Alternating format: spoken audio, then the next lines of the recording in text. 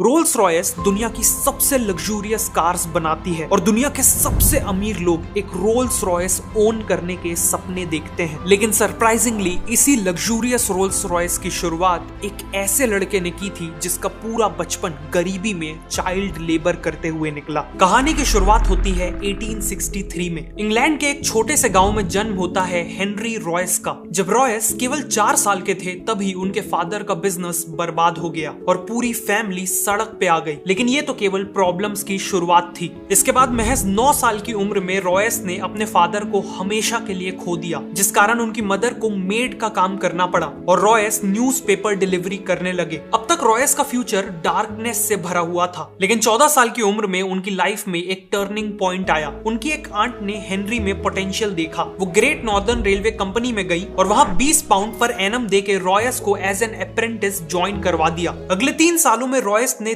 दिन रात एक कर दिए। दर्जनों बुक्स पढ़ के और फैक्ट्री में प्रैक्टिकली काम करके कारपेंट्री, मैथ्स और सबसे इंपॉर्टेंट इलेक्ट्रॉनिक्स का काम सीखा। 17 साल की एज तक वो एक फुली केपेबल मैकेनिक बन चुके थे। 21 साल की एज आते तक वो मैक्सिम वेस्टर्न नाम की कंपनी में एज एन इंजीनियर काम कर रहे थे, लेकिन फाइनेंशियल डिफिकल्टीज के चलते ये कंपनी बंद होने वाली थी। ऐसे में रॉयस के पास कई और कंपनीज में जॉब लेने का ऑप्शन था, लेकिन उन्होंने अपनी खुद की इलेक्ट्रिकल इंजीनियरिंग कंपनी खोलने का फैसला लिया। उन्होंने अपनी 20 पाउंड की सेविंग्स यूज की और मैनचेस्टर में एक छोटे से ऑफिस स्पेस से शुरुआत की एफएच रॉयस एंड कंपनी की। उन्होंने अपने एक दोस्त अर्नेस्ट क्लेरेमोंट को एज अ पार्टनर भी ज्वाइन करा लिया। इनिशियली सर्वाइव करने के लिए रॉयस को जो भी काम मिला उन्होंने किया, जैसे सुइंग मशीन रिपेयर करना, इलेक्ट्रिकल फिटिंग्स करना वगैरह। लेकिन फिर रॉयस ने देखा कि टाइम के साथ साथ इलेक्ट्रिकल लाइटिंग्स और फिटिंग्स की डिमांड बहुत बढ़ती जा रही है। इसीलिए उन्होंने आर्क लैंप्स, बल्ब होल्डर्स और इलेक्ट्रॉनिक डोर बेल की मैन्युफैक्चरिंग का काम चालू कर दिया और इसी काम ने कंपनी की किस्मत बदल दी। ईयर 1900 तक कंपनी की सेल्स 20,000 पाउंड्स क्रॉस कर गई थी। 38 की एज में रॉयस की एक फैमिली थी और वो एक बहुत बड़ी फैक्ट्री बिल्ड करने का प्लान कर रहे थे। सब कुछ अच्छा चल रहा था कि तभी कहानी में एक ट्विस्ट आता है। 1901 में जर्मन और अमेरिकन कंपनीज ने ब्रिटिश इलेक्ट्रॉनिक्स मार्केट में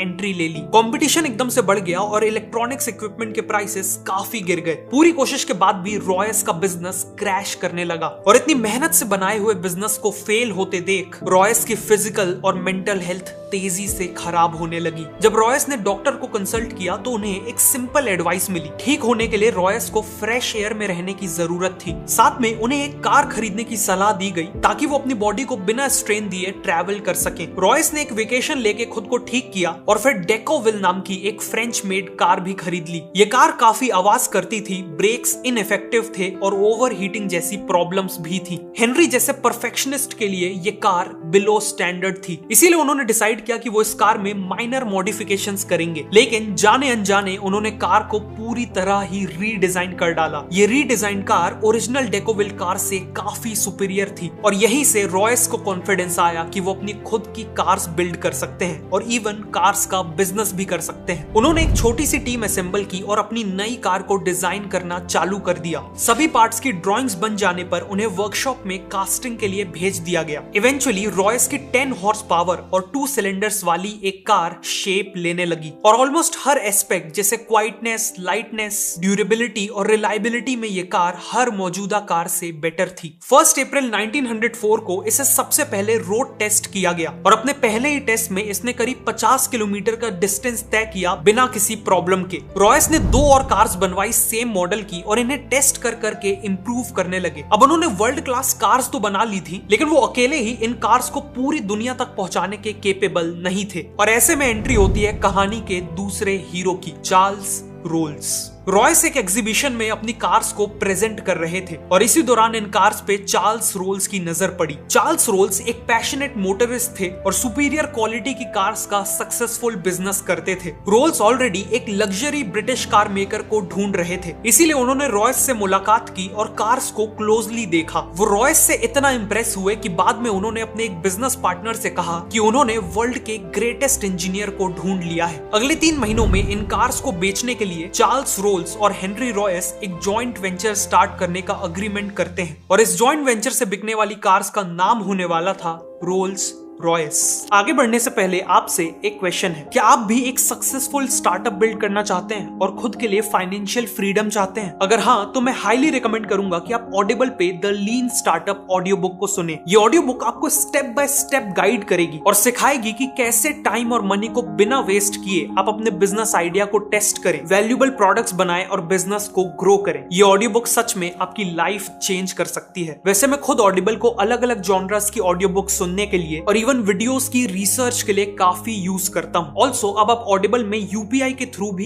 इजिली साइन अप कर सकते हो। क्रेडिट या डेबिट कार्ड की जरूरत नहीं है। तो अभी नीचे डिस्क्रिप्शन या पिन कमेंट में दिए हुए लिंक से ऑडिबल पे साइन अप करिए और 2 महीने का फ्री ट्रायल पाइए। अब कहानी पे वापस आते हैं। मार्च 1906 में रोल्स रॉयस लिमिटेड को ऑफिशियली एस्टैब्लिश किया गया और सबसे पहले 4 रोल्स रॉयस 10, 15, 20 और 30 हॉर्स पावर वाली मॉडल्स को सप्लाई करने का डिसीजन लिया जाता है। रोल्स का मानना था कि किसी भी कार की मार्केटिंग करने का सबसे अच्छा तरीका है उस कार के साथ रेसिंग टूर्नामेंट्स में पार्टिसिपेट करना। इसीलिए रोल्स ने आइल ऑफ मैन टूरिस्ट ट्रॉफी जैसे प्रेस्टिजियस टूर्नामेंट्स में पार्टिसिपेट किया और रोल्स रॉयस की कार्स यूज करके उन रेसेस को जीता भी। साथ ही साथ उन्होंने इन कार्स से कई नए स्पीड रिकॉर्ड्स भी बनाए। इन सब से रोल्स रॉयस ऑलरेडी एक ग्रेट कार कंपनी की तरह एस्टैब्लिश हो चुकी थी, लेकिन अभी उनकी सबसे सक्सेसफुल कार का आना बाकी था। ईयर 1906 के एंड में रॉयस ने 40 और 50 हॉर्स पावर और 6 सिलेंडर्स के साथ एक मॉडल लॉन्च किया। इसकी बॉडी का कलर सिल्वर था और यह चलाने में बेहद स्मूथ और साइलेंट थी, बिल्कुल एक गोस्ट की तरह, और इसीलिए इसका नाम सिल्वर गोस्ट रखा गया। कार को मार्केट करने के लिए रोल्स ने 24,000 किलोमीटर का एक इंड्योरेंस टेस्ट प्लान किया, जिसमें सिल्वर गोस्ट को संडेज को छोड़कर 2.5 महीनों तक दिन और रात के लिए लगातार चलाया गया और 24,000 किलोमीटर का डिस्टेंस कवर किया गया। सिल्वर गोस्ट ने बिना किसी इशू के ये टेस्ट पास भी कर लिया। इसके अलावा रोल्स ने कई डेमोन्स्ट्रेशंस ऑर्गेनाइज किए जिसमें उन्होंने सिल्वर गोस्ट को विस्पर टेस्ट से गुजारा। इस टेस्ट में वो कार के बोनट के ऊपर एक कॉइन को बैलेंस करते हुए उसे बिना गिराए चलाते थे, जिससे प्रूव होता था कि ये कार एक्सट्रीमली स्मूथ है। इन्हीं स्ट्रेटेजी से सिल्वर गोस्ट चारों तरफ best car in the world की तरह पॉपुलर हो गई और ये उस समय के किंग्स, क्वींस और इंडस्ट्री लीडर्स की फर्स्ट चॉइस बन गई। रोल्स और रॉयस की पार्टनरशिप का डिसीजन एक मास्टर स्ट्रोक साबित हुआ था। उन्हें हर तरफ से सक्सेस मिल रही थी कि तभी एक भयानक हादसा हो गया। कार्स के साथ साथ चार्ल्स रोल्स एविएशन के लिए भी काफी पैशनेट थे। 12 जुलाई 1910 को वो राइट फ्लायर नाम का प्लेन उड़ा रहे थे। फ्लाइट के दौरान एयरक्राफ्ट का टेल सेक्शन टूट गया और प्लेन 100 फीट की ऊंचाई से क्रैश कर गया। इस हादसे में 32 साल के चार्ल्स रोल्स ने अपनी जान गंवा दी। अनफॉर्चुनेटली एयरप्लेन एक्सीडेंट्स में जान गंवाने वाले वो ब्रिटेन के पहले इंसान बने। इस हादसे ने रॉयस को डीपली इंपैक्ट कर दिया था। वो इस लॉस से उभरने की कोशिश कर ही रहे थे कि 1911 में उन्हें एक और झटका मिला। उनकी हेल्थ तेजी से खराब होने लगी और डॉक्टर्स ने बताया कि उन्हें बॉल कैंसर है। उनका एक मेजर ऑपरेशन हुआ, लेकिन इसके बाद भी डॉक्टर्स ने कहा कि वो केवल 3 महीने ही जी पाएंगे। इस हालत में भी रॉयस बेड से ही सिल्वर घोस्ट के डिजाइन और इंजीनियरिंग को इंप्रूव करते रहे और फिर एक मिरेकल हुआ। देखते ही देखते 3 महीने बीत गए और रॉयस ने 100% रिकवरी अचीव कर ली। वापस आने के बाद रॉयस ने सिल्वर घोस्ट में मेजर इंप्रूवमेंट्स किए। ग्राउंड क्लियरेंस बढ़ाया गया, सस्पेंशन को इंप्रूव किया गया और शैसीज को भी स्ट्रॉन्ग बनाया गया। इसी दौरान रोल्स रॉयस ने देखा कि कार्स के बोनेट पे पर्सनलाइज मैस्कॉट्स लगाने का एक ट्रेंड चला है, लेकिन कंपनी चिंता में थी कि लोग इनएप्रोप्रिएट मैस्कॉट्स लगा रहे हैं जिससे रोल्स रॉयस की इमेज नेगेटिवली इंपैक्ट हो सकती है। इसीलिए उन्होंने खुद का मैस्कॉट डिजाइन करवाया। इनके मैस्कॉट में एलेनोर थॉर्टन नाम की ब्रिटिश एक्ट्रेस और मॉडल को यूज किया गया है। ये स्कल्पचर एक वुमेन को आगे की ओर लीन करता दिखाता है। उनके हाथ पीछे की ओर स्ट्रेच्ड हैं और उनके ऊपर तेज हवा पड़ रही है। ये मैस्कॉट एक सेंस ऑफ ग्रेस, फ्रीडम और स्पीड को सिंबलाइज करता है। इसका नाम है स्पिरिट ऑफ एक्सटेसी। एक्सटेसी का मतलब है ओवरवेलमिंग हैप्पीनेस। इन सभी इंप्रूवमेंट्स के चलते रोल्स रॉयस की सेल्स और प्रॉफिट्स एक्सपोनेंशियली ग्रो कर रहे थे। 1913 तक उनका प्रॉफिट 90,000 पाउंड से भी ज्यादा हो चुका था और ब्रांचेस को इंटरनेशनली एक्सपैंड करने के भी प्लान्स थे। लेकिन फिर से कुछ ऐसा हुआ जिसने रोल्स रॉयस को ऑलमोस्ट बर्बाद कर दिया। वर्ल्ड वॉर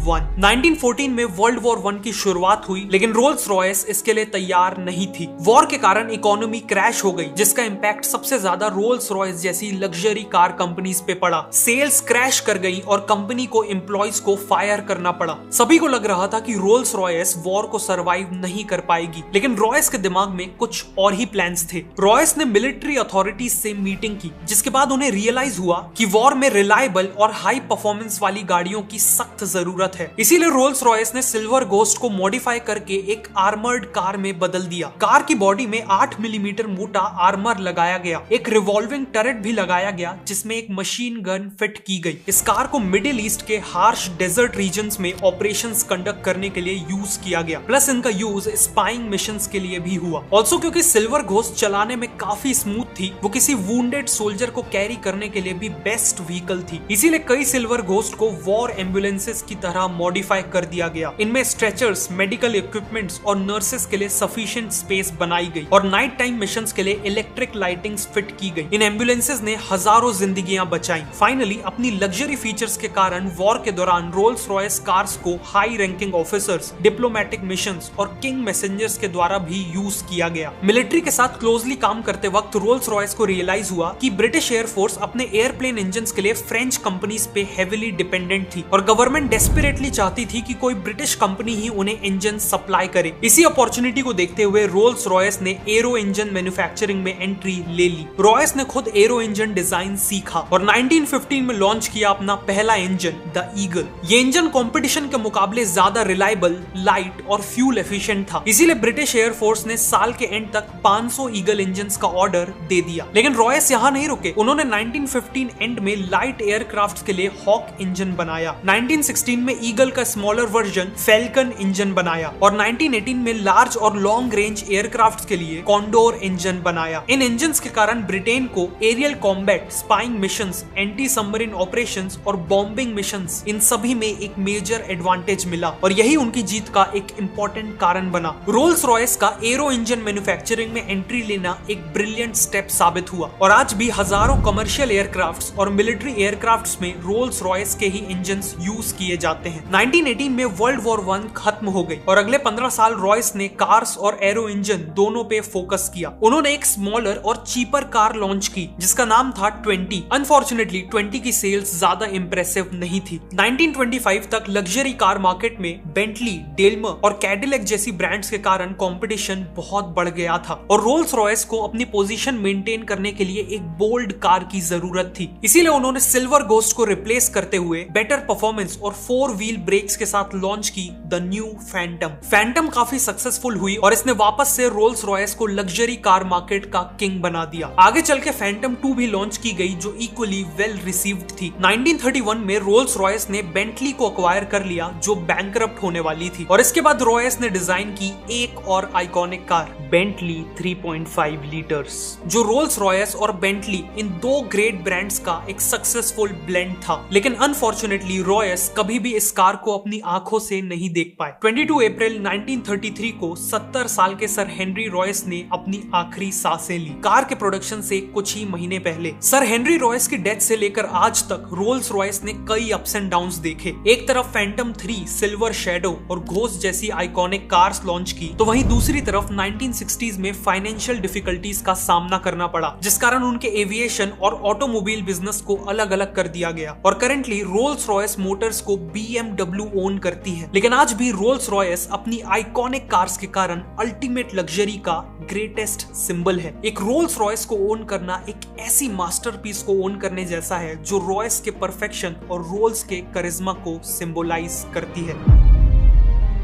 डोंट फॉरगेट कि अपना खुद का स्टार्टअप स्टार्ट करना है तो ऑडिबल पे the lean startup audio book को जरूर सुनना और ऑडिबल के 2 महीने के फ्री ट्रायल के लिए नीचे डिस्क्रिप्शन या पिन कमेंट में दिए हुए लिंक को यूज करना।